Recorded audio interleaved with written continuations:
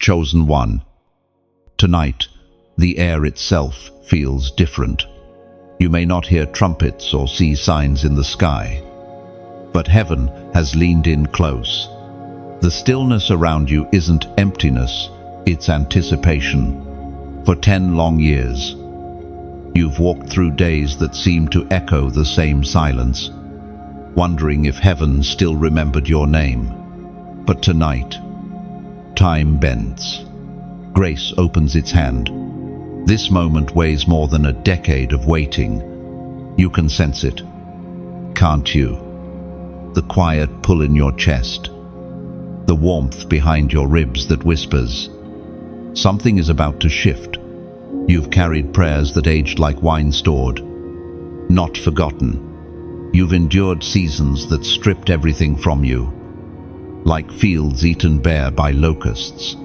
Yet God watched it all, storing every loss, every tear, every unseen act of endurance. Scripture reveals in the book of Joel, chapter 2, verse 25, "I will restore to you the years that the locust has eaten." Those words are not just prophecy, they are a decree written over your life tonight. Heaven doesn't make empty promises, it issues restorations. The years you thought were wasted are being regathered like scattered gold. Every unanswered prayer becomes currency for the breakthrough that begins now. There was once a man named Tiran, a quiet soul who worked night shifts and prayed under flickering lights. For 10 years, he waited for doors that never opened. Each year, he told himself, maybe next season, but one night, ordinary on the outside, divine on the inside, something changed. He felt compelled to speak out loud, "God, I'm still here." That same week, the job he had been rejected from 3 times called him back. Not because he did something new, but because heaven had decided the waiting was over. You're standing in that same space right now, the thin line between the past that hurt and the future that's ready. Heaven does not need your perfection, it needs your participation. Say yes. Whisper it if you must. Let your yes ripple through eternity. The locusts may have eaten your time, your energy, your dreams, even your confidence. But restoration means more than recovery. It means multiplication. When God restores, He doesn't return what was lost in equal measure. He returns it pressed down, shaken together, and overflowing. Imagine a tree in winter, stripped bare, lifeless to the eye. Beneath the bark, sap waits patiently, carrying unseen life. The branches look dead, but life is only hidden, not gone. That's you. Tonight, the years that looked like death were actually deep root seasons. The roots went down before the fruit could rise up. Every hidden season becomes sacred when heaven redeems it. That's why tonight is weighty, because it's not about starting over, it's about starting restored. Breathe for a moment. Let your heart feel the gravity of this hour. Heaven doesn't rush moments like these. Even angels know when to be silent. 10 years, a decade of tears, work, heartbreak, and endurance, all converging here. What others call delay, heaven calls preparation. Every time you felt forgotten, the clock was quietly aligning itself with divine timing.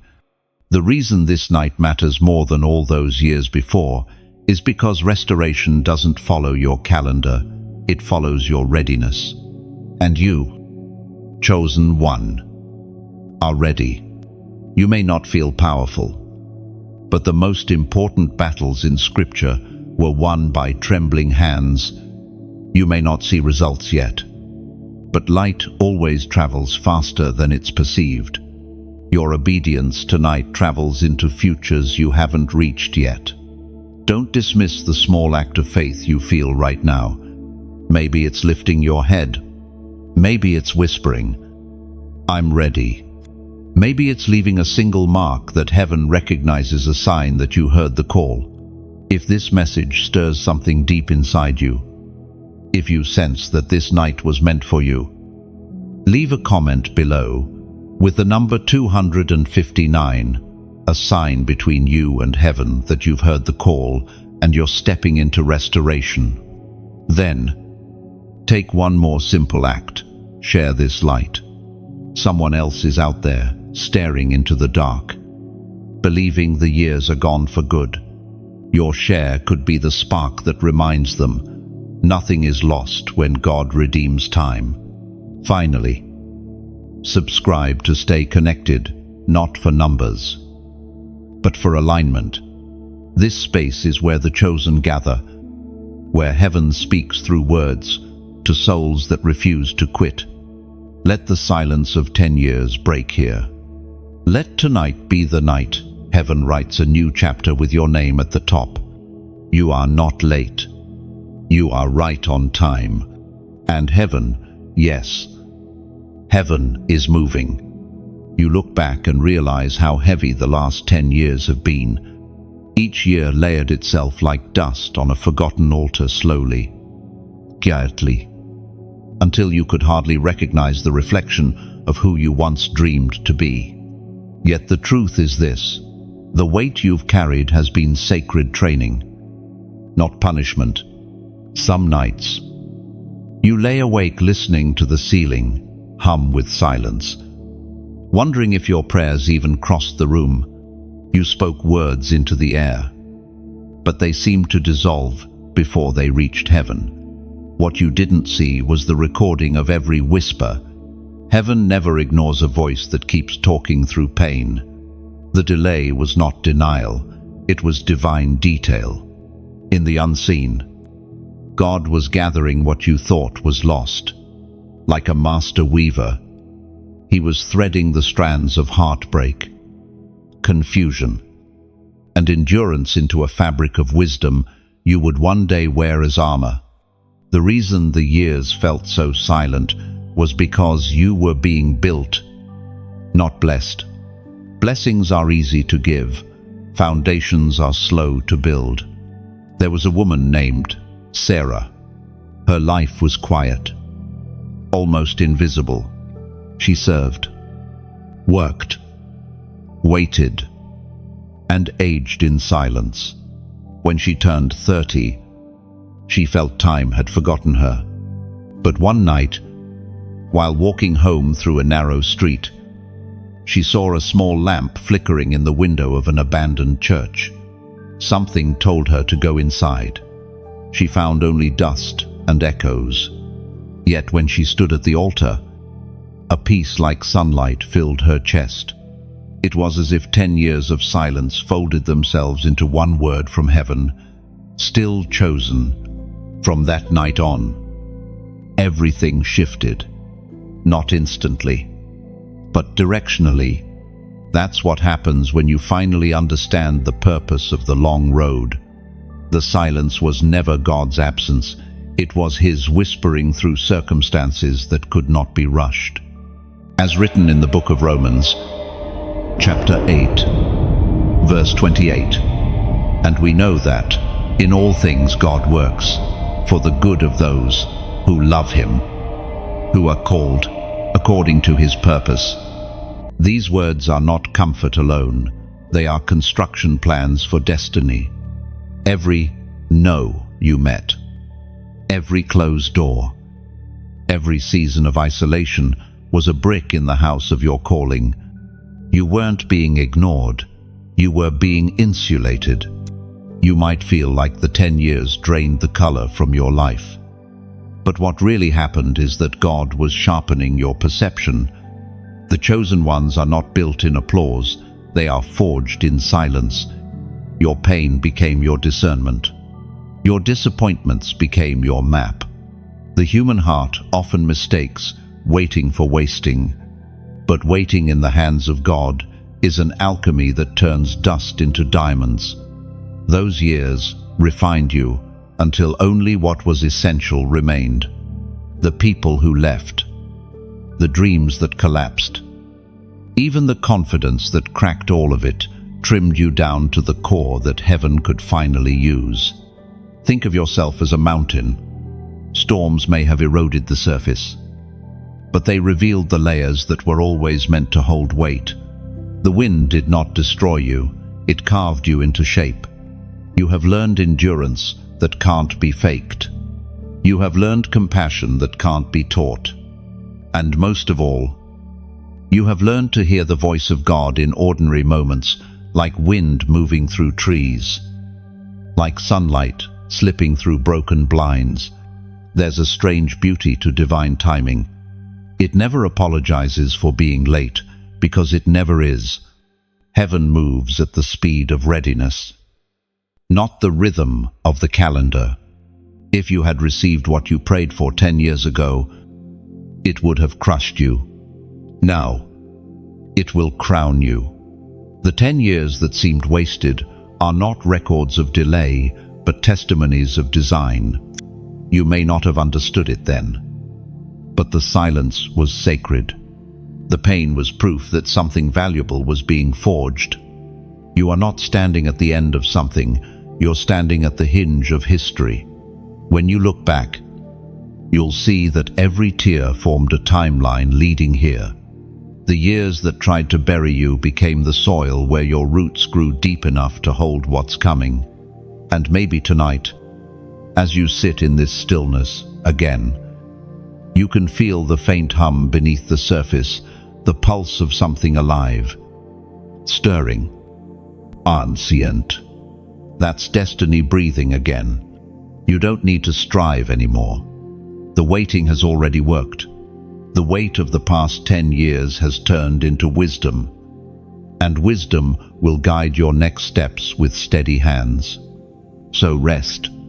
Let the air around you be proof that silence is not empty, it's full of preparation. Because in the kingdom of heaven, nothing is wasted, and no chosen one waits in vain. You have reached the turning point, where silence becomes signal. For years, you've lived between what was promised and what was postponed. But tonight, something begins to stir. The divine interruption is here, not loud, but unmistakable. It doesn't crash in with thunder, it arrives softly, like light sliding under a locked door. You feel it before you see it, a shift, supple yet deep. Heaven has chosen the perfect moment to interrupt the rhythm of your ordinary, because sometimes God doesn't speak in storms, He speaks in stillness, so that only those truly listening can hear. There was once a young man named Kyle. He lived through a season where nothing worked, doors closed, plans failed, people drifted. One night, driving alone beneath streetlights that flickered like blinking stars, he whispered, "Are you still there?" And in that instant, a quiet knowing filled the car. It wasn't an answer in words, it was awareness. I never left. Oh, that's what divine interruption feels like, a realization that you were never abandoned, only prepared. You might not see angels descending or hear your name shouted from the heavens, but when God decides to interrupt, reality itself bends toward His voice. Plans unravel so that purpose can reveal itself. Comfort zones crumble so that calling can finally breathe. This moment you're in right now is not random. The reason it feels uncomfortable is because heaven is rearranging your timeline. Everything that felt delayed is now being realigned. The Spirit spoke through the prophet Jeremiah. Chapter 29, verse 11. For I know the plans I have for you, declares the Lord. Plans to prosper you and not to harm you. Plans to give you a hope and a future. That verse is not a future wish, it's a present reminder. You are inside those plans, even when you can't see their outlines. When everything feels like loss, heaven calls it transition. What feels like collapse is actually reformation. You've been carrying the weight of disappointment like a stone in your chest. But now the stone is being rolled away. The same power that raised Christ from the dead is the same power awakening purpose inside you. You are stepping into divine interruption, where old stories end and new assignments begin. Think of your life as a symphony. For a long time, the music stopped. The instruments grew dusty, and the stage went dark. But the conductor never left. He simply paused the score to add new instruments, to prepare a new movement that could only begin after silence. Tonight, he lifts his hand again, and the music starts not from where it stopped, but from a higher key. Divine interruptions are rarely comfortable. They demand surrender. They ask you to trust what you cannot map. Yet every chosen one eventually faces this moment when heaven steps in and rewrites the script. And now, it's your turn. This interruption isn't here to destroy your rhythm. It's here to restore your reason. It's the reminder that life isn't happening to you. It's unfolding for you. Heaven has seen your endurance, your quiet faith, your refusal to let go, even when nothing made sense. That's why you were chosen for this interruption. When the ordinary breaks open like this, your response matters. Speak something into the space, something short, but alive. Let heaven hear you echo back. Comment, I receive, and put. Write it not as routine, but as recognition. Those two words carry weight in the unseen. When you say them, you align your will with God's timing. You step out of waiting and into participation. This is not a motivational phrase, it's a spiritual agreement. It means you are done explaining your faith to those who don't understand it. It means you choose obedience over understanding. It means you trust that what's coming next requires your surrender more than your strategy. Let that phrase be your declaration as heaven interrupts your cycle of delay. Because once you receive what's stirring now, nothing will look the same. So pause. Feel the quiet weight of divine presence. Something ancient moves again inside you. Don't rush it. Don't question it. Just receive. The divine interruption is not here to test your patience. It's here to prove your readiness. When you whisper, I receive, it isn't just a phrase, it's a doorway. Each syllable opens a space where faith can breathe again. Heaven responds to willing hearts, not perfect ones. That simple act of agreement tells the unseen realm, I am ready for divine interference. And readiness is not the absence of fear, it's choosing movement despite it. Even trembling steps are still steps forward. Every chosen one who ever changed history began with a fragile yes whispered into the dark. You join that lineage tonight. So stay still for a moment.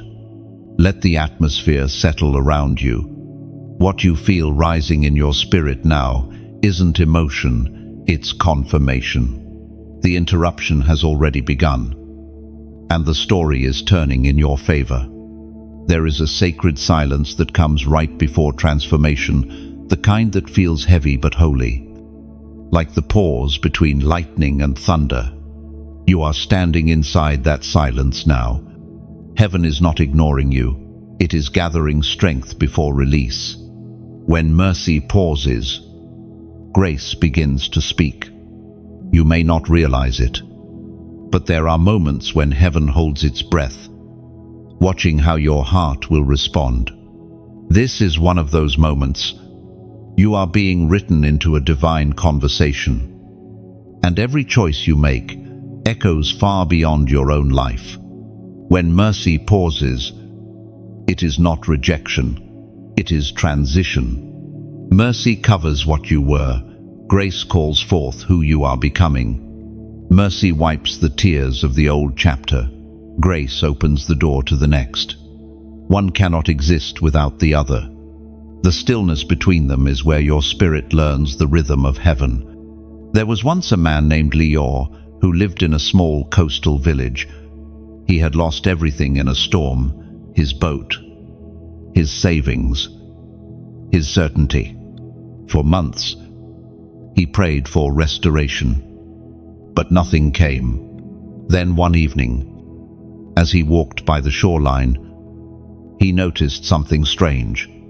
The tide had drawn back farther than usual, leaving a vast stretch of empty sand. He stood there in confusion until he remembered a lesson from his childhood. When the tide pulls back, it means a wave is gathering strength. Moments later, he saw it, the largest wave he'd ever witnessed, rushing forward with power. That night, he understood what grace feels like after mercy pauses. That's where you are now, on the edge of the returning tide. It has looked like withdrawal, but it's really preparation. Heaven doesn't retreat to punish you. It retreats to build momentum. According to the writings in the book of James, chapter 4, verse 10, "Humble yourselves before the Lord, and he will lift you up." End of front. That verse isn't a call to weakness, it's a reminder of divine order. You bow before God, and he raises what was bowed. Humility is the posture that allows grace to find you.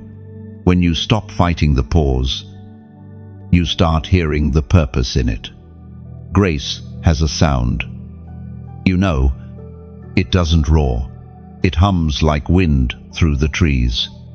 It's the gentle assurance that even after your worst moments, heaven hasn't changed its mind about you. The pause between mercy and grace often feels like waiting for a verdict, but in truth, the verdict was already decided at the cross. Redemption. You are not waiting for permission to begin again. You are waiting for your heart to believe it's allowed to. The space you are in now is where faith graduates from words to substance. You no longer need constant reassurance. You begin to walk in quiet knowing. This is what spiritual maturity feels like, not fireworks, but steady light. Think of a seed underground. To anyone watching, it looks buried, forgotten, but inside, life is stirring, cracking open, pushing roots into the unseen. When mercy pauses, it's like that moment, the shell breaking, the hidden becoming visible. The process is uncomfortable, but it's proof of life. You may feel stretched right now, unsure of what's next. That's grace, forming new structure inside you. You are being reshaped to carry what's coming. Old patterns are being undone. New vision is being born. That's why it hurts. It's birth pain, not punishment. There's beauty in divine balance. Mercy saves you from what you deserve, and grace gives you what you could never earn. Together, they create the bridge that leads you home. Sometimes, grace doesn't announce itself with miracles. It arrives as understanding. One morning, you wake up and realize that what used to break you no longer defines you. You stop asking, "Why did this happen?" and start saying, "Now I see." That shift is the voice of grace speaking louder than guilt. Look at the story of your life. Every mistake that once screamed shame has become a paragraph of wisdom. Every detour that seemed like failure has become part of your map. That is the evidence that grace has already been speaking. Even when you didn't recognize the language, You are not standing under judgment anymore. You are standing under restoration. The sky above you is no longer heavy, it's expectant. Mercy paused, so that grace could introduce you to your future. And though the silence still lingers, it carries a hum beneath it, a sound of preparation, a signal that heaven is not done yet. You are closer to transformation than you realize. Do not fear the pause. Do not resist the quiet. It is the sound of heaven rearranging your destiny. You've walked through silence, through storms, and through the space between mercy and grace. And now something begins to open. The call to step forward isn't a demand, it's an invitation. You've carried the weight of waiting long enough. Heaven is whispering now. Move with me. And stepping forward doesn't always mean doing something dramatic. Sometimes it's a key choice. Sometimes it's as simple as not quitting. Sometimes it's a heart deciding, I will not let this season pass without responding. There, you felt that gentle tug in your spirit, the one that says, this moment matters. It's the pull of purpose, not pressure. When God calls the chosen ones, He doesn't shout, He stirs. There was a woman named Amira, whose dream was to help others hear the voice of God the way she had learned to. For years, she kept her words to herself, fearing no one would listen. One day, after months of prayer, she shared her story online, not for fame, but for faith. Her words reached a young man ready to give up, and that single message changed him. That night, Amira understood something vital. When we move in obedience, even in small ways, heaven multiplies the impact. Your obedience can do the same. It doesn't have to be grand, it just has to be genuine. According to what is written in the book of Proverbs, chapter 11, verse 25, a generous person will prosper. Whoever refreshes others will be refreshed. And these words remind us that giving is not loss, it's flow. When you pour out what's in your hands, heaven refills it. The act of generosity doesn't just bless others, it replenishes the giver. Think of generosity like a river. When the water flows, it stays clear and alive. When it's dammed up, it grows stagnant. Every kind word, every prayer, every act of support, even a small donation keeps that river flowing through lives that need it most. What you're part of here isn't just another message, it's a movement of light. Each word that reaches someone's heart costs time, energy, and devotion. Every like is a spark of oil added to the lamp. Every share is a hand passing the flame to another traveler lost in the dark. When you subscribe, you're building a constellation, your light joining others, so that heaven's message can guide more souls through the night.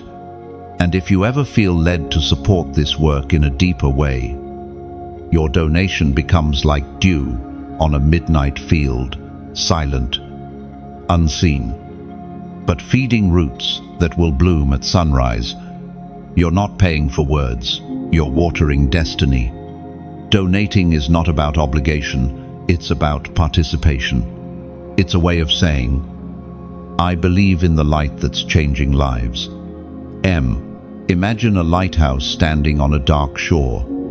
Its keeper never turns it off, even when the storm rages. But to keep the flame burning, oil is needed. The oil doesn't buy the light, it fuels it. When you choose to give, you're pouring oil into that lantern, keeping its beam steady for the next soul searching for direction. No one is asking you to do what you cannot. This is not about pressure or guilt. It's about the gentle truth that heaven often multiplies through willing hearts. If all you can give today is prayer, give it with faith. If you can sow a small seed of generosity, let it be out of joy, not duty. Every drop of kindness, every echo of love, becomes part of this divine chain of light. Like a tree dropping seeds into the soil, it never knows which one will grow, but it trusts the process. You never know whose darkness your light might reach. You've already come so far. You've listened, reflected, endured. Now, as you step into this next part of your journey, carry this truth. When you support light, you strengthen your own. So like what feeds your spirit, share what moves your heart. Subscribe to stay connected to the current of grace. And give only if your soul feels peace in doing so, because every act born of love is noticed by heaven, and heaven always multiplies what's given with pure intent. When you give from the heart, whether it's attention, time, or a simple act of faith, you build invisible bridges between souls. The light doesn't just pass through you, it multiplies because of you. Each small action becomes part of heaven's architecture. Your click, your share, your quiet generosity. These are not random gestures. They are bricks in a temple of light rising across the earth. So never underestimate your part in this story. The kingdom doesn't move by crowds, it moves by conviction. You are one flame in a greater fire, one note in heaven's unfinished song, and tonight, your melody matters. The night has grown quieter, but the silence feels different now. It no longer carries emptiness, it carries expectancy. Something divine hums beneath the surface of your spirit, like the faint vibration before a great bell rings. You can sense it, alignment, the moment where your faith, your endurance, and heaven's timing finally meet. This is not coincidence. It is divine coordination. Everything that felt out of sync, everything that seemed scattered, is now being drawn together like pieces of a compass pointing north. For the first time in years, your direction feels clear, even if your path doesn't. As it is written in the book of Joshua, chapter 1, verse 9, "Be strong and courageous. Do not be afraid, do not be discouraged, for the Lord your God will be with you wherever you go." End of. Those ancient words weren't spoken into a peaceful season. They were given to a man standing before uncharted territory. Joshua wasn't just told to move forward. He was told to trust that every step was already covered by God's presence. That same assurance wraps around you now. Alignment doesn't mean ease. It means accuracy. You're not being led in circles anymore. The detours have straightened. The waiting has matured you. You've become someone who no longer chases signs but recognizes seasons. And tonight, heaven confirms you are stepping into a new one. Think of the stars. From the ground, they appear scattered across the sky, distant and unconnected, but astronomers know they form patterns, constellations, paths of guidance. What seems random from one perspective reveals divine order from another. That is your life right now. The scattered moments are aligning into a map. There was a young woman named Rena who once said, "I don't know if I'm still on God's path or lost in my own." For years, she worked hard, prayed harder, and saw little change. But one evening, she remembered a verse she'd written years before in a journal. The words were almost faded. "Stay where grace still breathes." That night, she stopped striving, and simply listened. Within days, opportunities began to open, not because she forced them, but because she finally aligned her will with God's rhythm. That's what alignment feels like. It's not running faster, it's resting in the right direction. When you are in alignment, even small steps produce great movement. You'll notice divine timing in conversations, encounters, ideas, and doors you never thought would open. Heaven doesn't waste precision. Every motion becomes meaningful when grace sets the rhythm. Sometimes, alignment begins with a simple response. It doesn't require perfection, only recognition. The act of saying, "I'm ready," marks the shift. Heaven reads faith, not formality. Tonight, the atmosphere of your life is shifting. Heaven has brought you here, to this precise word, this exact moment, to invite you to affirm what's happening within. It's not about emotion, it's about agreement. To mark this moment of alignment, leave a sign that heaven recognizes. Comment the number 444, a symbol of divine order, balance, and angelic presence surrounding your path. Don't treat it like superstition, treat it like symbolism. When you type that number, you are saying, "My steps are aligned, my heart is steady, my path is covered." It becomes a seal, not of luck, but of acknowledgement. The truth is, heaven never forces alignment, it invites it.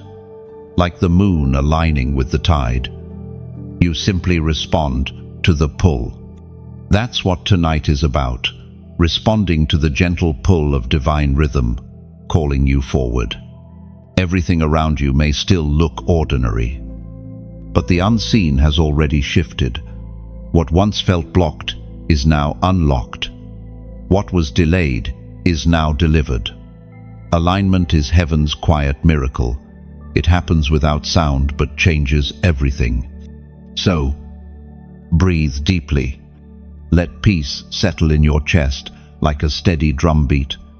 You are no longer wandering, you are walking in rhythm with eternity. Don't rush this awareness. Let it seep into you like morning light through a window.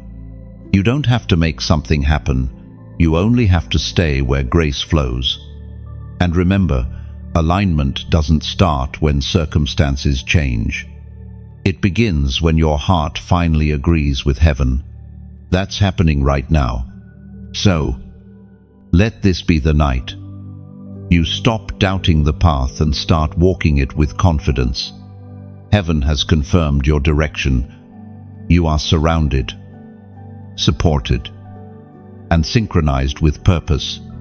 Type the number 444, not as ritual, but as recognition. Because tonight, heaven sees your alignment and the next chapter begins. When you mark this moment, you're not just typing a number, you're anchoring faith into time itself. It's a visible echo of an invisible alignment, a conversation between your obedience and heaven's orchestration. Every chosen one eventually faces this kind of still confirmation. It's heaven's quiet way of saying, "You're exactly where you're meant to be." Some battles are loud, but the most decisive ones happen in silence. You are now in the part of the journey where the unseen realm begins to stir, where every whisper of doubt collides with the truth that has been planted in you. The battle is not always external, it's inside the mind, in the space between fear and faith. The unseen war is subtle. It doesn't arrive with visible enemies or swords. It comes through thoughts, memories, and quiet moments when your hope feels fragile. But even in that invisible field, light knows how to fight. You are not defenseless, you are armed with endurance. with every prayer you ever whispered, with every tear that watered the soil of your faith. There was a man named Aaron who used to say, "My biggest battle isn't the world, it's my own shadow." For years, he fought depression and despair, feeling like darkness had memorized his every weakness. Yet one night, in a small chapel with nothing but candlelight, he realized something profound. The shadow only existed because the light behind him was stronger. That moment didn't erase his pain, but it gave it perspective. He began to see that the darkness he feared was proof of a light he carried. That is the truth about spiritual warfare. It's not about destroying the dark. It's about remembering the light. As declared in the book of Ephesians, chapter 6, verse 12, "For our struggle is not against flesh and blood, but against the rulers, against the authorities, against the powers of this dark world, and against the spiritual forces of evil in the heavenly realms." That's one. These words reveal that your fight is not with people, not with circumstances, but with forces that fear what you might become.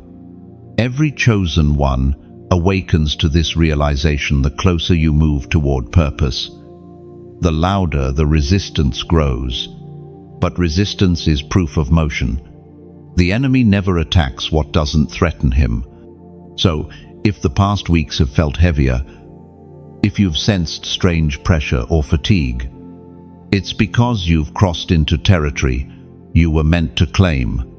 And in this invisible struggle, your greatest weapon is not shouting or striving, it's stillness. Stillness confuses the enemy.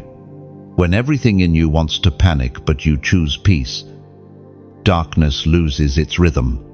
When you choose to forgive instead of retaliate, to pray instead of complain, to rest instead of worry, you break patterns that used to control you. That is victory, quiet but absolute. Picture yourself as a mountain in the middle of a storm. Wind roars, rain falls, lightning flashes, but the mountain does not move. It doesn't fight the storm, it endures it. That's the kind of strength heaven is forming in you. You're not called to avoid storms, you're built to stand through them. And here's what most don't realize. The darkness is terrified of your endurance. It cannot outlast you because your strength doesn't come from you. It flows from eternity itself. Every time you rise after being struck down, light gains ground. Every time you choose hope, when fear whispers louder, the unseen realm shifts in your favor. You might not see the battle, but heaven does. Angels are not assigned to spectators, they are assigned to warriors. And your persistence, your quiet faith, your refusal to quit, that's what activates their motion. Some of your greatest victories have already happened without your awareness. A temptation resisted, a bitter word swallowed, a prayer whispered. When you felt empty, those moments shook hell's foundations more than you'll ever know. Do not be fooled by the quietness of this season. The unseen is alive with activity. Light is advancing. Grace is building fences around your heart. Protection is being renewed. You are not losing. You are learning to fight differently. Faith doesn't always roar. Sometimes it whispers, "I'm still here." And that whisper is enough to move mountains in the spirit. The unseen battle will not consume you, it will crown you. Because every warrior in heaven's army carries scars that tell stories of endurance. You've been through too much to give up now. The light that terrified darkness once will soon speak through you, guiding others through their own unseen wars. Hold your ground. Don't rush the victory. Heaven fights differently than the world. You may not see the full picture yet, But every piece of resistance you faced is turning into evidence of how deeply you are chosen. The battle in the unseen realm is not there to destroy you, it's there to reveal who you've always been. A vessel that darkness cannot contain, and a spirit that no fear can silence. Somewhere between night and dawn, when the world feels suspended, a voice begins to rise. It doesn't come from the outside, it comes from deep within, a voice that knows your name in a way the world never could. It's gentle, yet unshakable. A call that reminds you of who you are beneath the noise of life. This is the voice of the one who formed you, who never stopped calling, even when you stopped listening. For too long, you've heard other voices, voices of comparison, fear, doubt, and exhaustion. They spoke loudly, convincing you that you were forgotten, that you'd missed your moment. But tonight, heaven leans close to speak again, not with rebuke, but with recognition. The voice that calls you by name isn't coming to scold you, it's coming to restore you. As revealed in the Gospel of John, chapter 10, verse 3, the sheep hear his voice, and he calls his own sheep by name and leads them out. No, these words are not distant theology. They are a present reality. You are not one voice among billions. You are a name spoken intentionally. When heaven calls, it does not call generally, it calls personally. God does not shout into crowds, he whispers into hearts.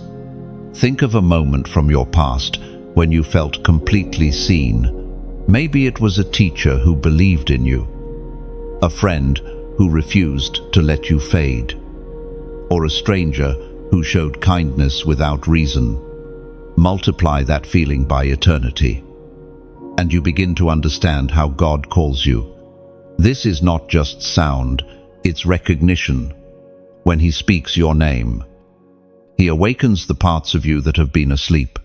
He doesn't remind you of your failures, he reminds you of your foundation. There was once a boy named Micah who lost everything after a storm destroyed his family's home. For months, he wandered through grief, unable to pray. One night, sitting in the ruins, he heard a thought that didn't sound like his own. "You're still mine." It wasn't dramatic. It was quiet. Yet those 3 words pierced through despair like light through fog. That was the voice, the same voice that spoke over chaos and created order. The same voice that still creates life out of loss. When God calls your name, it's not to remind you of where you failed, it's to show you where you'll rise. You may have believed that your voice was too small to matter, that heaven had no use for it.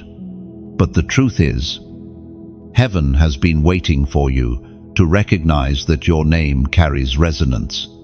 The moment you answer, you harmonize with creation's purpose. The voice of God never competes with chaos. It calms it. It speaks in frequencies that cut through fear. It doesn't push, it pulls gently, inviting you closer, until your will and his will begin to walk together. You might wonder, how will I know it's him? You'll know because his voice doesn't accuse, it assures. It doesn't condemn, it corrects with kindness. It doesn't leave you anxious, it leaves you anchored. This is the same voice that spoke to Moses from the burning bush, to Elijah in the whispering wind, to Mary in the garden, to Saul on the road. And now, that same eternal voice reaches across time and space to call you. It's calling you back to identity, not the one built by titles or opinions, but the one written in eternity, before you ever took your first breath. When you truly hear it, confusion loses its grip. You no longer have to search for purpose, you simply follow presence. The voice that knows your name does not change its tone with your circumstances. Whether you are surrounded by noise or silence, it remains steady, familiar, unrelenting in love. Close your eyes for a moment and listen not with your ears, but with your spirit.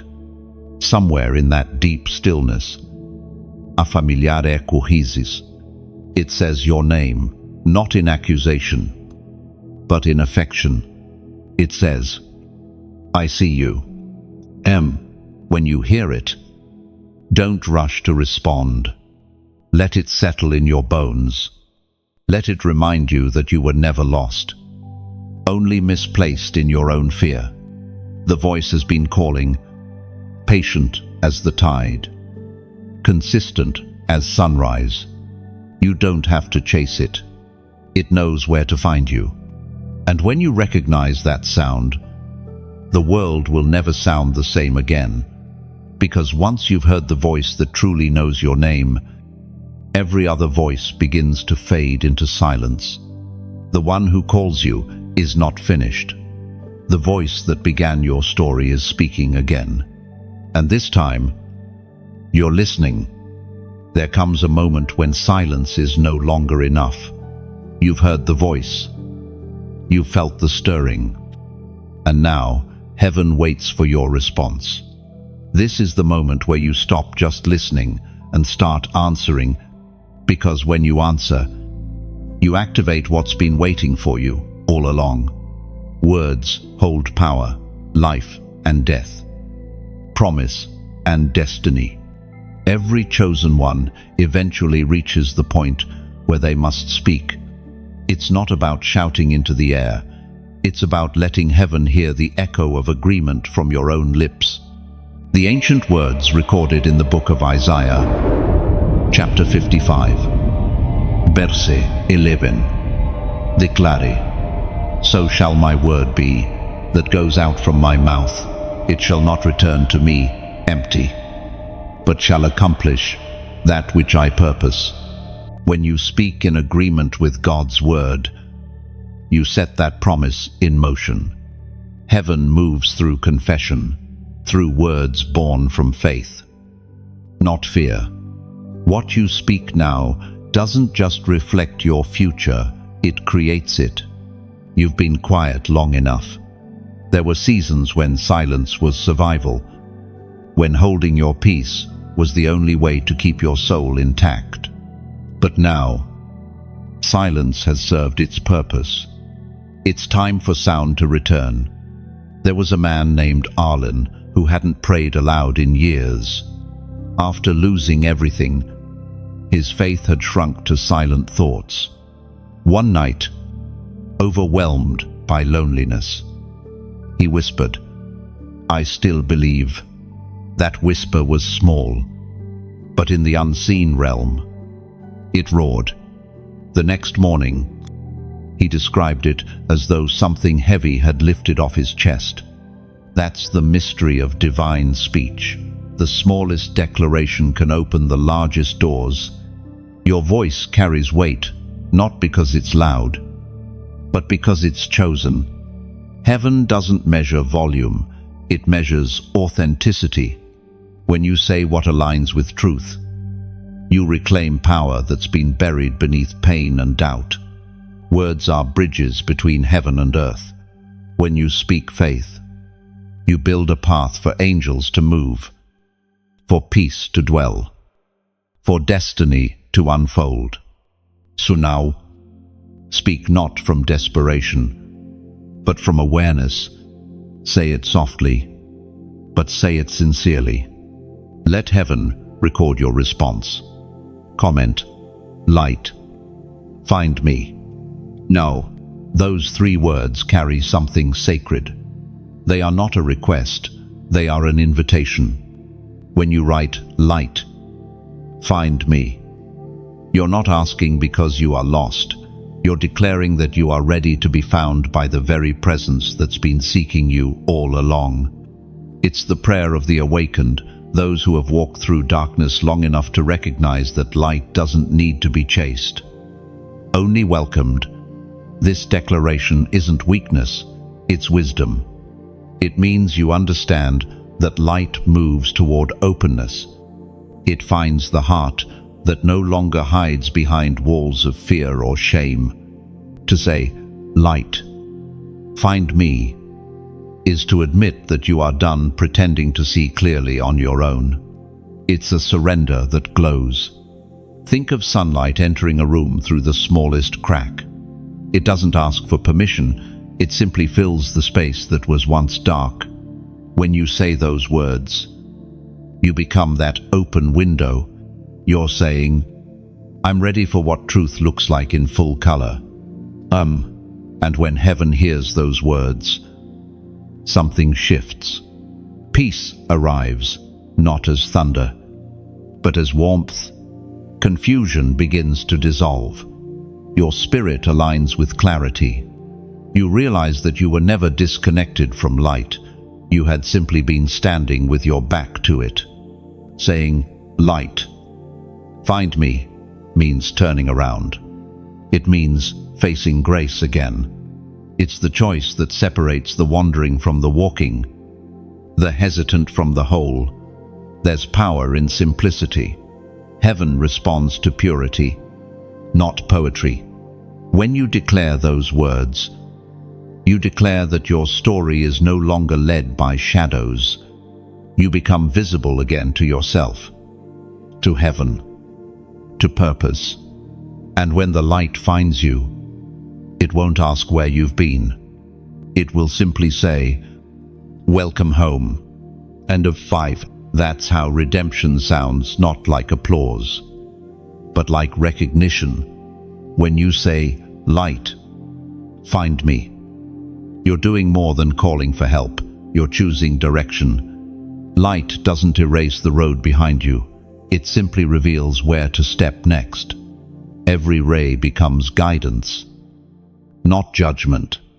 In that illumination, the shadows of your past no longer chase you. They teach you. What once felt like darkness becomes proof that the light never stopped pursuing you. So stay open. Let that light unfold, layer by layer. It won't blind you. It will build you.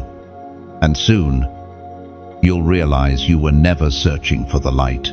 It was always searching for you. You felt the light touch you again, quiet, steady, real. The silence that once felt like abandonment has turned into presence, and as that light fills you, something remarkable happens. You no longer just want to receive, you feel the urge to give back. It's not obligation, it's overflow. That's what divine acceleration feels like. It's the moment when gratitude becomes motion, when what God poured into you begins to pour out toward others. You are not standing still anymore. The gates have opened. The same way rivers rush once the ice melts. Your spirit begins to move freely again. You see, heaven doesn't measure success by speed, it measures by flow. The more freely light travels through you, the more it multiplies. Every act of kindness, every gesture of support, every word spoken in faith keeps that current alive. As written in the second letter to the Corinthians, chapter 9, verse 7, each of you should give what you have decided in your heart to give, not reluctantly or under compulsion, for God loves a cheerful giver. Those words are not a demand, they're a mirror. They reflect the beauty of free will, of choosing generosity, not as duty, but as worship. Generosity doesn't always mean money. Sometimes it's time. Sometimes it's prayer. Sometimes it's the courage to share something that healed you, knowing it might heal someone else. When you give, in any form, you are participating in a holy echo. What you release from your hands travels farther than you can imagine. Imagine your heart as a lantern floating on a dark river. Every like, every share, Every word of encouragement is a flicker of flame released into the water. As more people light their lanterns and send them drifting, the river becomes illuminated, guiding those still lost downstream. That's how faith spreads quietly, beautifully, together. So, when you like a message like this, it isn't just a click, it's a spark. It tells the unseen, let this light keep flowing. When you share, it's like opening a window so that someone else can see the same sunrise you just witnessed. You might never know who's on the other side of that window, but heaven does. And when you subscribe, you're not just following content, you're becoming part of a living rhythm. A community that breathes faith and encouragement across borders and time zones. Subscribing means saying, keep sending the sound of hope, I'm still listening. But there's another kind of giving. The quiet kind that fuels the unseen work behind the words. When you donate, it's not payment, it's participation. Think of it as adding oil to a lamp that burns through the night, keeping the message alive for someone who might stumble upon it at the very moment they need it most. Your donation isn't a transaction, it's transformation. It's a decision to say, I believe in the light that found me, and I want it to find others too. MC. Picture a small vineyard on a hillside. Every vine is different, but all draw strength from the same soil. Some produce more fruit, some less, but each one matters because they nourish the same harvest. That's what your contribution of any kind does. It keeps the vineyard alive. It allows this message, this ministry of words, to reach farther and bear fruit in hearts you'll never meet but will one day celebrate in eternity. And if all you can give today is prayer, give it with intention. If all you can give is attention, offer it with love. If you are led to give materially, let it be like rain, soft, natural, life-giving. Every drop counts. Heaven measures not the size of the gift, but the sincerity of the soul that gives it. Because true generosity is not forced, it's freedom expressed. It's the quiet choice to become a part of something eternal. This is not a sales pitch. It's a sacred invitation to join in keeping the fire burning. Like if the message speaks peace into you, share it if you feel someone else's heart might need this same spark. Subscribe to remain connected to the flow of divine words that remind you who you are. And if you ever feel that quiet nudge to donate, follow it joyfully, as one who knows that giving is another form of gratitude. Every gesture matters. Even the smallest ripple can become a wave of grace. Because the truth is, when you give light, you never lose it. It multiplies. It grows brighter in your own hands. You're not losing, you're becoming luminous. And heaven, in its infinite grace, records every flicker of generosity as eternal light.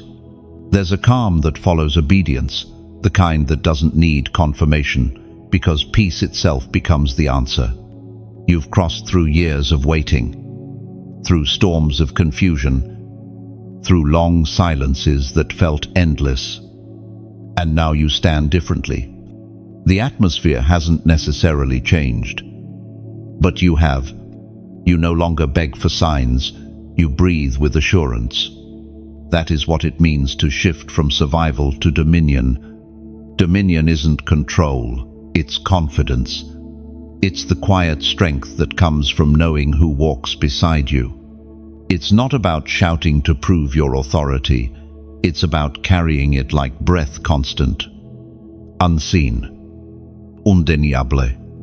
You don't need to announce what you carry anymore. The atmosphere recognizes it before you speak. As written in the book of Romans, chapter 8, Verse 37. In all these things we are more than conquerors through him who loved us. And those words are not motivational, they are spiritual fact. You are not barely making it. You are ruling in the very place that once tried to break you.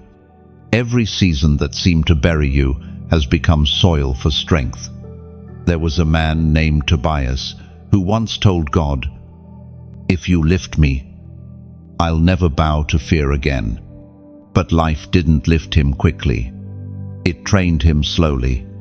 He lost opportunities, friends, even his certainty. Yet, over time, Tobias began to notice something. His peace no longer depended on outcomes.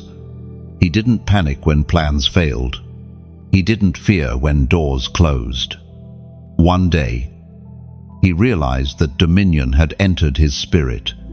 He wasn't the same man asking to be rescued. He had become the one standing tall in the storm. That's what dominion looks like. It's not a crown on your head, it's stability in your soul. It's the ability to walk through chaos without letting chaos walk through you. Survival is reactive. It waits for things to settle. Dominion is proactive. It speaks peace into the storm. The chosen ones are not called to hide from life's intensity. They are called to carry calm through it. The more the world shakes, the steadier you become. Think of a lighthouse. It doesn't chase ships or run from waves. It simply stands where it's placed. And because it stands, others find direction. You are that lighthouse now. The storms you endured taught you how to remain illuminated when others lose sight. You don't have to prove the light, you only have to stay lit. This dominion is not prideful, it's purposeful. You've learned that true strength isn't found in noise or numbers, it's found in knowing the source of your power.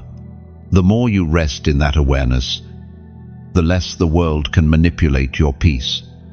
You may still face challenges, you may still walk through valleys, but the difference now is that valleys don't intimidate you, they remind you of where your shepherd has already led you. Fear no longer has permission to narrate your story. You've become the kind of person who doesn't crumble under pressure, you crystallize. The heat that used to burn you now forges you. The tension that once broke your focus now sharpens your vision. Dominion isn't about escaping the fire, it's about carrying the flame without being consumed. Everything you've endured has been preparation for this posture. You've been conditioned to carry weight without complaint, to move with wisdom instead of haste, to discern voices instead of reacting to noise.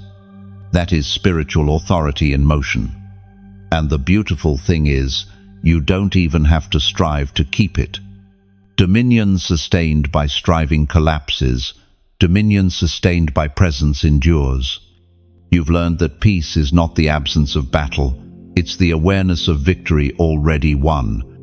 When you look back at who you were, you'll realize that God didn't just deliver you from hardship, He delivered you into identity. You no longer think like the wounded, you think like the healed. You no longer speak like a beggar, you speak like an heir. That's what the last decade has been training you for, not mere survival, but ring. And now, as you walk into each day, you carry invisible authority. Doors open not because you knock harder, but because your spirit is recognized. The same places that once rejected you now sense the shift and respond differently. You are walking in dominion because you finally know whose name you carry. You don't need applause. You don't need validation. The fruit of dominion is quiet assurance. You simply move, and heaven moves with you. This is where all the storms, silences, and struggles led to this unshakable knowing that you were never fighting for victory, you were fighting from it.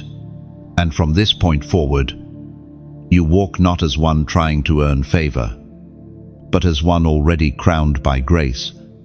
You've stepped into dominion now, steady, quiet, sure. But every new level of light asks for confirmation, not for God's sake, but for yours. Heaven already knows you're chosen. Now it's about you knowing it beyond every doubt. This is where faith becomes declaration again, not as plea, but as proof. The air feels different here. You're standing on holy ground that looks like ordinary life. Yet something in you recognizes the divine rhythm. Every breath feels timed. Every step feels guided. It's as if the world around you is responding to your internal alignment. That's what happens when obedience meets divine timing. Creation itself starts to cooperate with you. According to what is written in the book of Deuteronomy, chapter 28, verse 12, the Lord will open the heavens, the storehouse of his bounty, to send rain on your land in season and to bless all the work of your hands.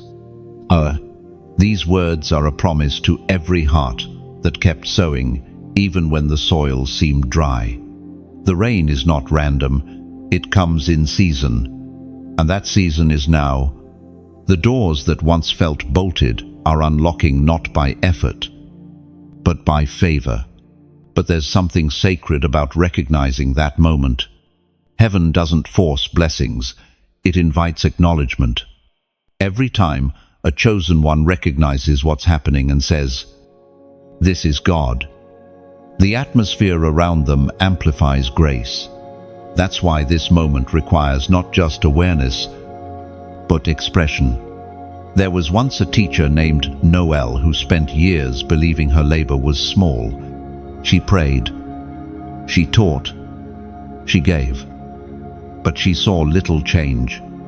Then, one morning, one of her former students sent her a letter. In it were words that shattered her silence. "You changed my life when you told me God still uses broken people."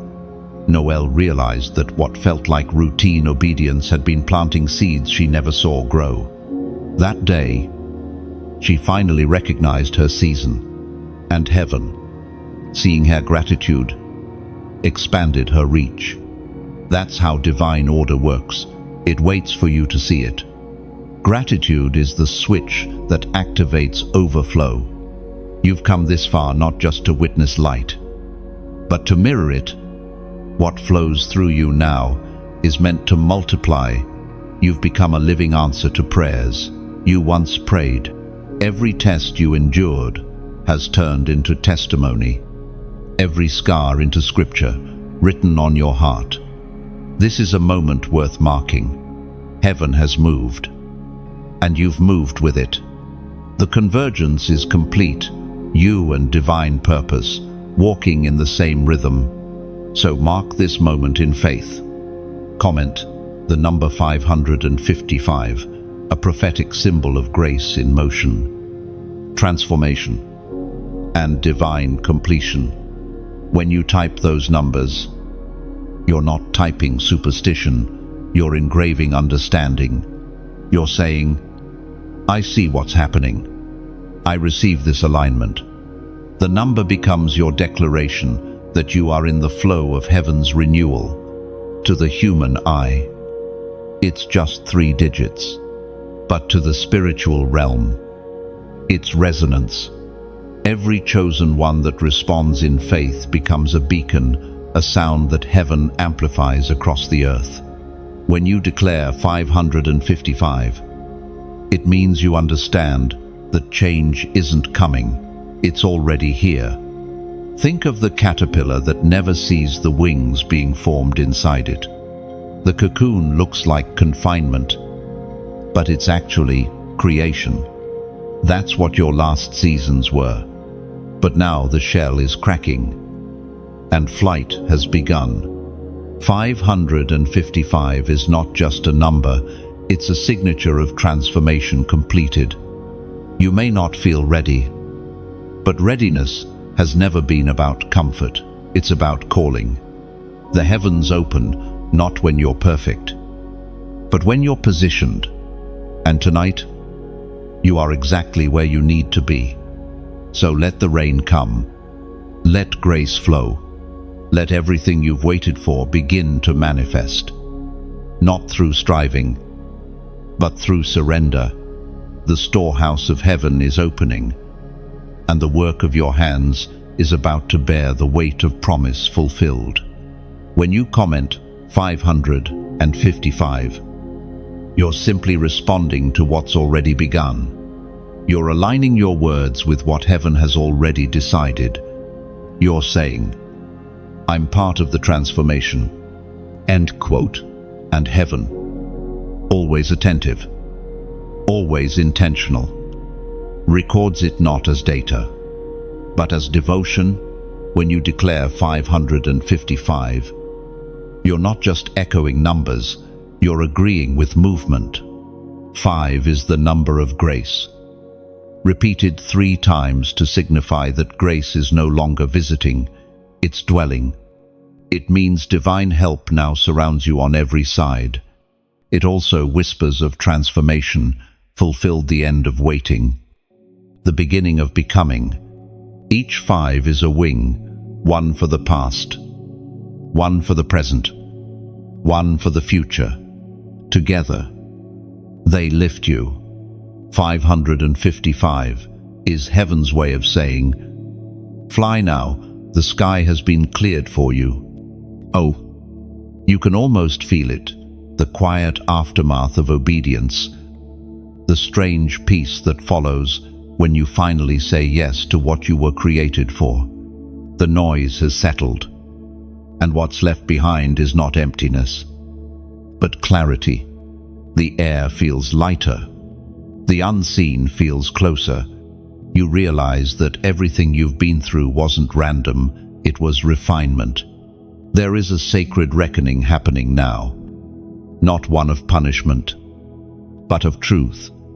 Heaven is exposing everything that once stood between you and the fullness of who you are meant to be. The masks that once protected you no longer fit. The distractions that once soothed you now feel shallow. It's as if grace itself is rearranging the furniture of your soul, clearing out what no longer belongs. The Word of God declares in the book of Hebrews, chapter 12, verse 27, the words "once more" indicate the removing of what can be shaken, that is, created things so that what cannot be shaken may remain. This is what's happening within you now. The shaking isn't destruction, it's distinction. God is removing the temporary so the eternal can finally take root. You're learning that not everything lost was taken. Some things were released so that peace could enter. There was a young craftsman named Elias who once built sculptures out of glass. His work was beautiful but fragile. One crack and it shattered.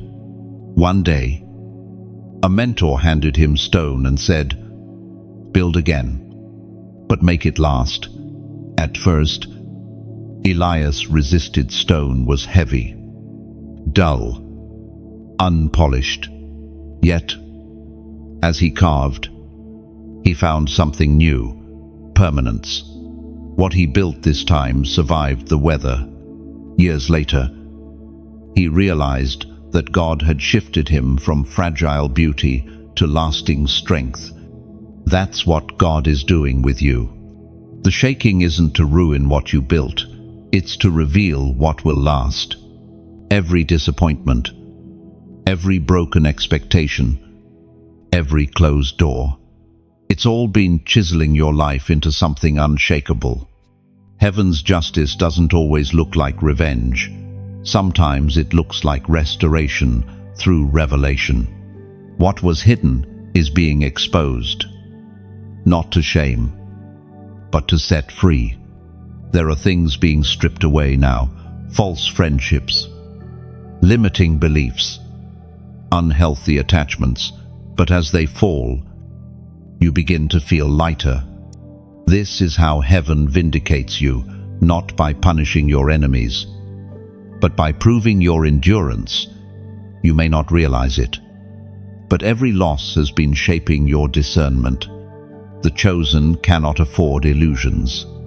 You were never meant to live on borrowed light or borrowed strength. That's why heaven removes what pretends to be enough until only the authentic remains. The reckoning of hidden enemies isn't just about people, it's about patterns. Fear, insecurity, self-doubt. Those were the real enemies. They wore disguises, whispering through circumstance, manipulating your perception. But now, under the weight of glory, their voices are fading. Truth is silencing deception, and clarity is crowning your mind. You'll notice this shift quietly. Conversations that once drained you will suddenly end. Opportunities that once felt appealing will lose their pull. It won't be rejection, it will be redirection. The pruning is almost complete. There's a refining fire moving through your spirit, not to burn you, but to brighten you. And like gold, what emerges from the flame is not destroyed, it's purified. Sometimes, divine reckoning feels lonely. You might wonder why certain people drift away, why things you loved no longer comfort you. But that's because new strength cannot fit inside old spaces. The smaller circles and quieter days are not punishment, they're proof of elevation. Look closely at your life, where peace has replaced chaos, where clarity has silenced confusion. That's the evidence of heaven fighting for you. You didn't lose, you were liberated. You are entering a season where the truth about you will speak louder than lies ever could. Every false narrative written about you is about to be rewritten by your endurance. You won't have to defend yourself. Your fruit will do the talking. And when the reckoning is complete, you'll find yourself lighter, freer, and stronger than ever. The light that once flickered now burns steadily. The ground beneath you no longer shakes, it anchors. Heaven has not forgotten what was done to you, but instead of vengeance, it offers vindication through transformation. The greatest revenge of the chosen is peace that nothing can disrupt. You are walking through exposure into exaltation. What tried to destroy you has become your evidence of grace. Every shadow that lingered is now being chased out by light. Stand still for a moment. Let the shaking finish its work. When it stops, you'll realize that everything left standing was meant to last forever. Midnight approaches the threshold between endings and beginnings. It's that rare hour when everything slows down, when even the air seems to pause, waiting for something sacred to unfold. You can sense it. The heaviness of the past has lifted, and something weightless begins to settle upon you like a crown woven of light. You don't have to chase it. It rests gently, finding the place it always belonged.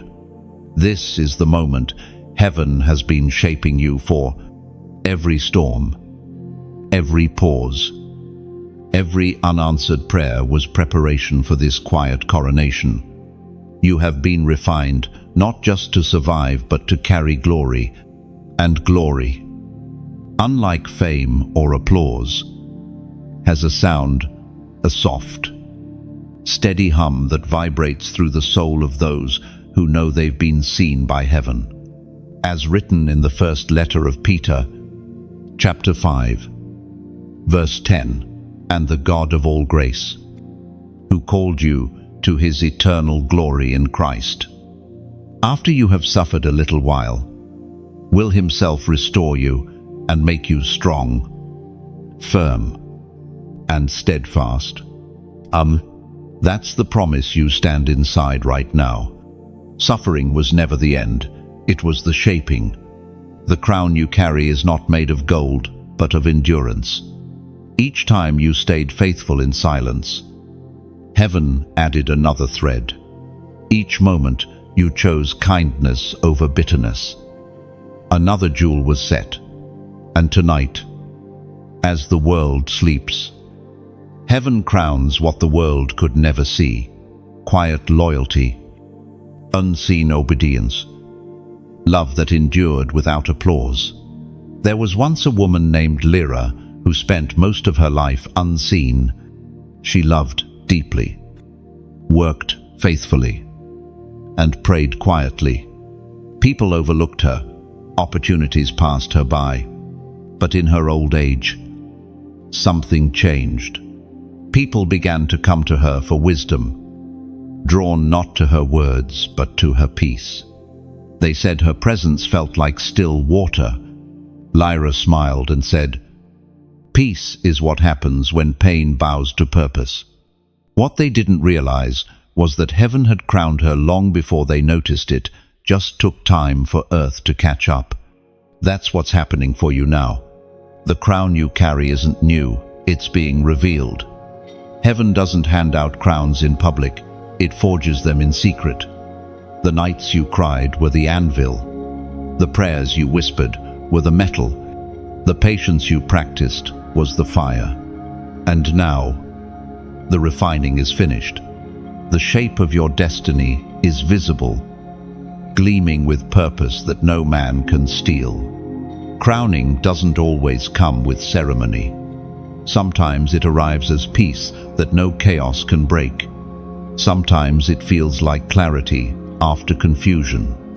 Sometimes it's simply the strength to stand up again with love still in your heart.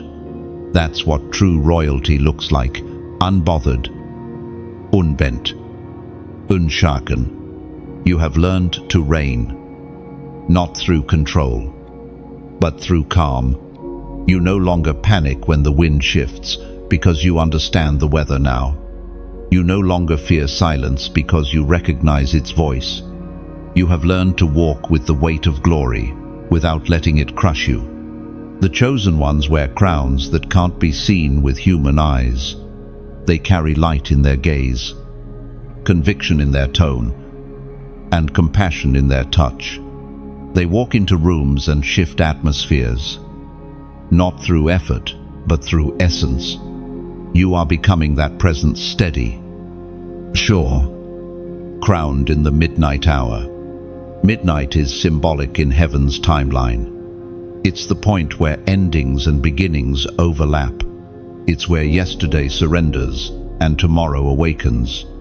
When heaven crowns you, it doesn't erase the past, it redeems it. Every wound turns into wisdom. Every scar becomes a story. Every loss becomes legacy. And though no trumpet sounds, the heavens still rejoice.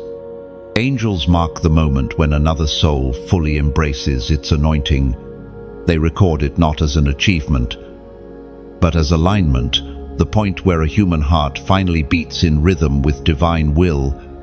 You've been prepared for influence, not through shortcuts, but through sanctification.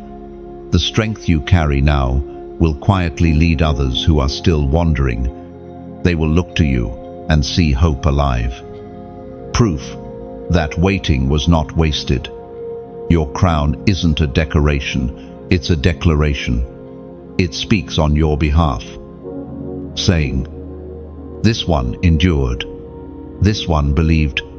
This one did not give up." The glow you feel now isn't pride, it's presence.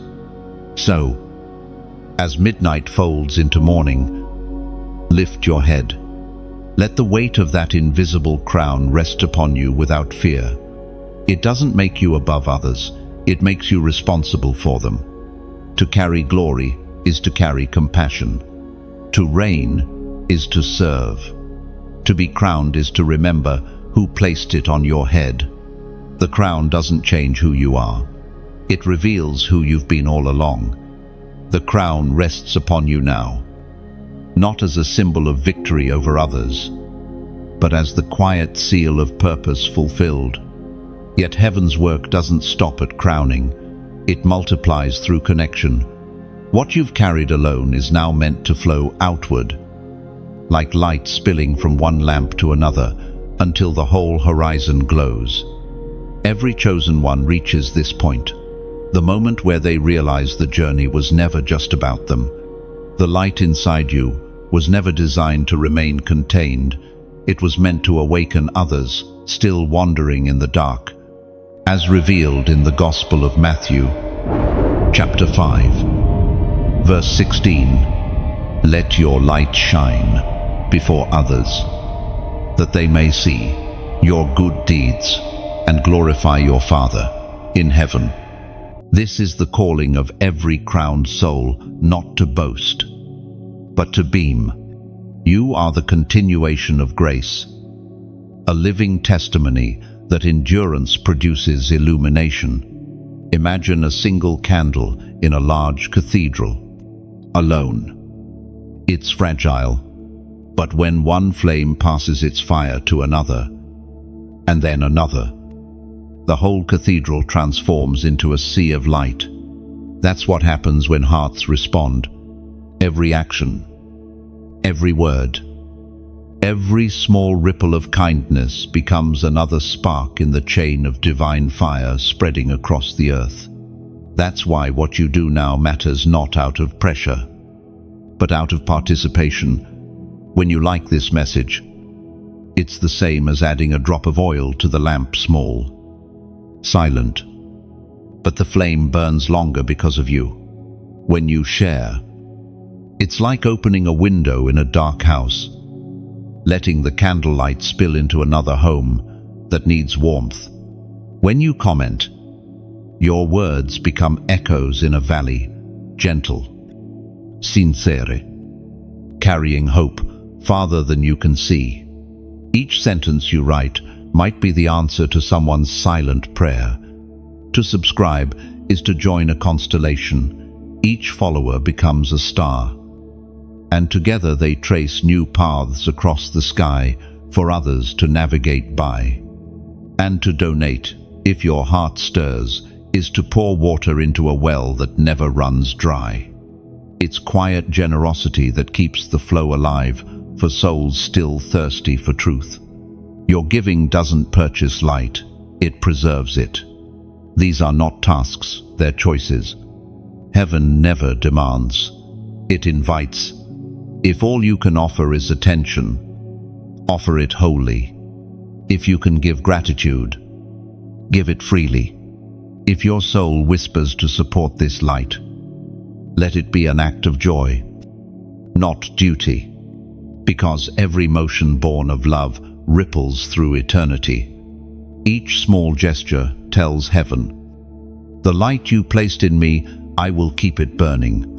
And in return, peace flows back, soft, steady, certain. So, like what speaks peace into you.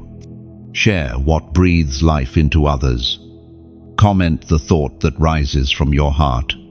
Subscribe to stay near the current of grace. Give only if your spirit smiles at the idea. You are not a spectator, you are part of the constellation now, a builder of brightness. And when all these small lights gather, the night no longer feels so dark. It feels alive, shimmering with the proof that generosity and faith still move through human hearts. Every act of light you release returns to you, changed brighter, fuller, carrying stories you'll never fully know. Somewhere, someone you'll never meet will whisper gratitude because your flame reached them. That's the mystery of divine exchange. You give what's small, and heaven multiplies it beyond your sight. When you lift another soul, the universe quietly lifts you. Heaven doesn't forget such things. It records them in places where rust cannot reach. You may think your gesture was insignificant, but in the unseen, it becomes architecture foundations for faith that others will stand on long after you. This is how the chosen rise, not through noise, but through nurture. The kingdom of heaven doesn't expand by shouting louder, It expands by hearts that keep glowing when no one is watching. Every quiet act of kindness is another doorway opening somewhere in the dark. So let what you do today be sacred. Even if it feels simple, there's beauty in small obedience. There's eternity in soft compassion. Keep tending the flame you carry, because someone else's dawn may depend on it. And as your light mingles with others, a mosaic begins to form countless flames woven together until the whole horizon breathes gold. That is heaven's masterpiece. And you, bright soul, are one of its essential colors. Even when the night returns, remember this light never truly leaves. It simply travels somewhere. Your glow is guiding another heart home. Keep shining. Heaven still paints with your flame. You've walked through the storm, felt the weight of waiting, and stood beneath the crown of quiet glory. Now the light feels familiar, not foreign. It lives in you. What once felt like endless delay now reveals itself as design. You were never late. You were always being prepared for this exact unfolding. There's a calmness in realization. It's the soft understanding that time was never your enemy. It was your tutor. Every pause had purpose. Every silence carried instruction. The years you once labeled as lost were actually chapters of learning written in invisible ink, now revealed by the glow of hindsight. As written in the book of Ecclesiastes, chapter 3, verse 11, He has made everything beautiful in its time. He has also set eternity in the human heart. You begin to see the truth of those words now. What felt like delay was simply divine timing, shaping you to hold what you had prayed for. Heaven doesn't work on clocks, it works on capacity. And now, you have become wide enough inside to contain the fullness of what's next. You were never behind. You were in process. There's freedom in realizing that grace has no deadlines. Even your detours were directions. Every path that seemed like a mistake still led you back here, to the sacred center where peace and purpose meet. There was once a gardener named Mikel who planted an orchard on rocky land. For the first 5 years, nothing bloomed. The villagers mocked him, saying the soil was cursed.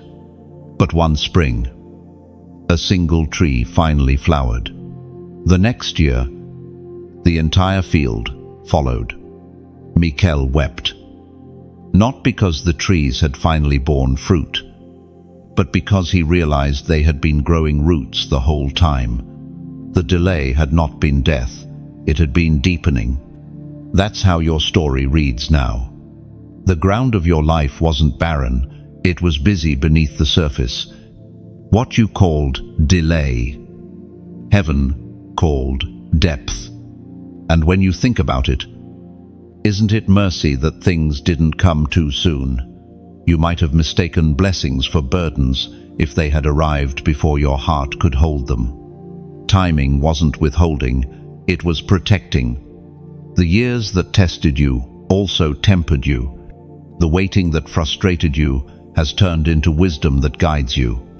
The broken pieces of your past now fit perfectly within the mosaic of meaning that only time could arrange. Everything that was once fragmented now connects. You can finally trace the golden thread through every disappointment, every closed door, every tear-soaked prayer. Each moment was an ingredient in the recipe for readiness. You can breathe now, knowing you didn't fail, you matured. You didn't miss it, you met it. Just in heaven's order, not your own. And because of that, nothing was wasted. This realization changes how you see others too. Where you once judged, you now understand. Where you once rushed, You now rest. You see that everyone is somewhere in their process, walking their own path toward revelation. You no longer envy anyone's timing because you've tasted the sweetness of your own. The phrase, "too late," has lost its power over you. Destiny doesn't expire. Purpose doesn't decay. When heaven calls, it calls across time, rewriting what once seemed irreversible. Even the years the locusts ate are restored in ways you could never plan. What you once thought was a punishment became proof of patience. The slowness taught you sight. The waiting taught you wonder. And now, you carry both with grace that speaks louder than words. You may not see fireworks, but you feel something more solid: fulfillment. The quiet knowing that your story is still being written by hands far wiser than your own. The author never left the page. He was simply perfecting the plot. When you look at your reflection now, you see not the one who was delayed, but the one who was developed. Every scar now glows faintly, a reminder of the refining, not the ruin. This is the paradox of the chosen. You were never early, never late, always precisely on divine time. And maybe that's the real miracle, learning to thank the clock that once terrified you, because you finally see that heaven never rushes the things it intends to last forever. The beauty of divine timing is that it redeems even regret. Every lost opportunity becomes soil for new growth. Every not yet turns into now when your heart catches up with heaven's rhythm.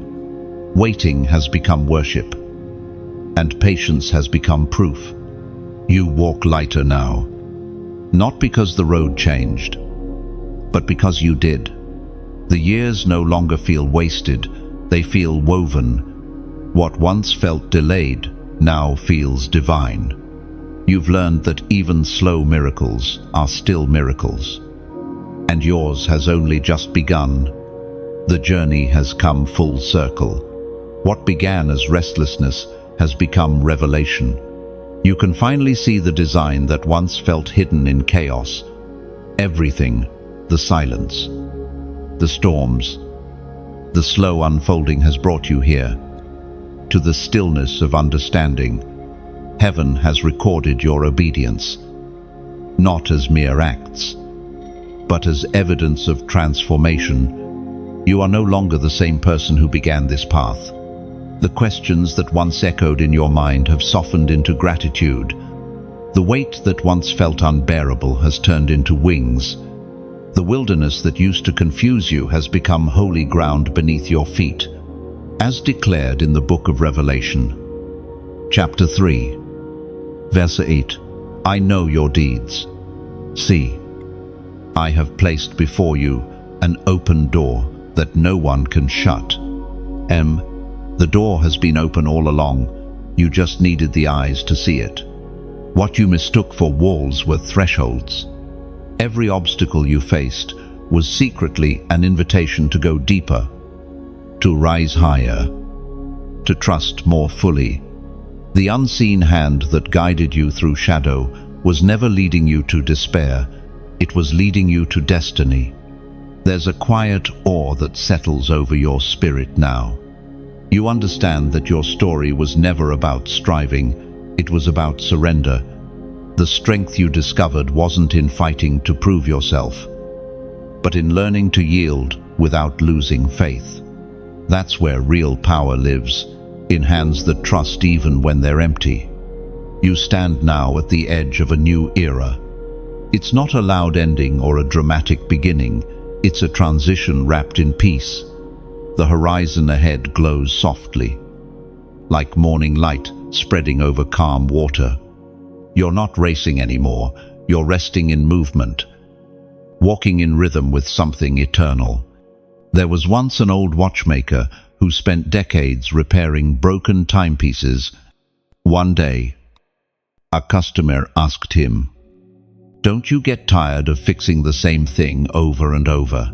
The watchmaker smiled and said, "No, because every time I align what's broken with the heartbeat inside it, time begins again."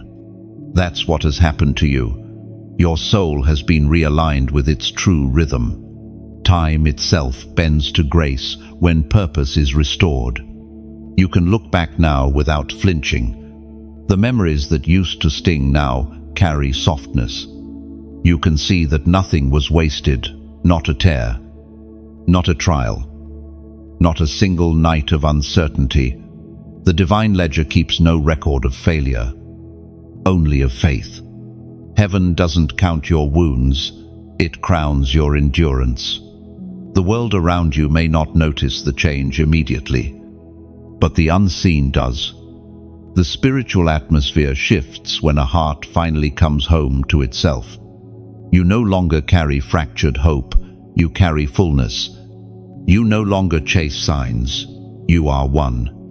Every moment forward will feel lighter because it's no longer powered by striving, but by surrender. You'll speak slower, love deeper, and move with intention. You've learned the rhythm of grace, steady, unforced, endless. The crown you received wasn't just for endurance, it was for empathy. You've been given eyes that see beyond behavior into brokenness, a heart that heals simply by being present. That's what chosen ones do. They remind others that light still lives beneath the ashes. As the final traces of this night fade, heaven watches with quiet pride. Not the pride of achievement, but of recognition, the way a parent smiles when their child finally understands who they are. You've walked through fire and found that it couldn't burn what was eternal in you. What remains now is clarity. Peace sits where panic used to live. Joy hums where sorrow used to shout. You no longer need constant proof because you are the evidence living, breathing. Unbreakable proof that God finishes what He starts. And maybe the greatest gift of all is this: you can finally rest without fear of missing what's meant for you. You've seen too much of heaven's precision to doubt its timing again. The story isn't ending, it's expanding. Every chapter ahead will carry the fragrance of everything you've endured. So as you step forward, remember, you are not walking into the unknown. You're walking into the continuation of grace. The same light that guided you here will go before you still, illuminating each step, whispering each answer, and weaving every moment into something eternal. You have become the living testimony that delay is not denial, that darkness is not defeat, and that the chosen are never abandoned, they are refined until they shine. And tonight, as heaven records your journey, it writes not the end, but the beginning of radiance. The story closes, but the light doesn't. It lingers quietly, warmly around you. What began as a whisper has become a flame that cannot be hidden. You have walked the full circle of awakening, and now you carry something that belongs not only to you, but to everyone still searching. If this journey has stirred something inside you, let it flow outward. When you like this message, it's more than a gesture, it's a heartbeat saying, I am part of this light. Each touch of affirmation keeps the flame alive, reminding heaven and earth that faith is still moving through human hands. When you share, it's like lighting a candle from your own flame and placing it in another's window. You may never know who will see that glow: someone tired, someone lost, someone one breath away from giving up. That small act can become their sunrise. When you comment, it becomes conversation, a ripple across still water. Your words might be the echo someone else needs to believe again. Speak freely. Speak from your spirit. This community isn't built by algorithms, it's built by authenticity. When you subscribe, you're not following, you're anchoring yourself to a rhythm of renewal. It's a way of saying, I want to keep walking where grace keeps speaking. Every new word, every new message becomes another step forward together. And if your heart ever feels led to donate, let it be gentle and genuine. Think of it as adding oil to a lamp that has warmed you through the night, ensuring it keeps glowing for others who will arrive tomorrow. It's not payment, it's participation in the flow of light. Your journey doesn't end here. It extends through every action, every echo, every flame you choose to pass on.